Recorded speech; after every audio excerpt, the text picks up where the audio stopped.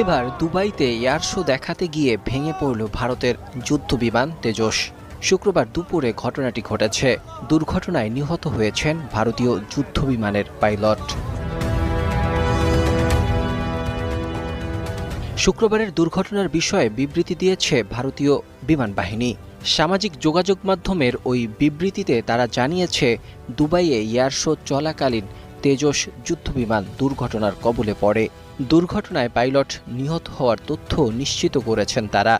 নিহত পাইলটের পরিবারের পাশে থাকার বার্তা দিয়ে বায়ুসেনা জানিয়েছে, দুর্ঘটনার কারণ খতিয়ে দেখতে তদন্ত করা হবে।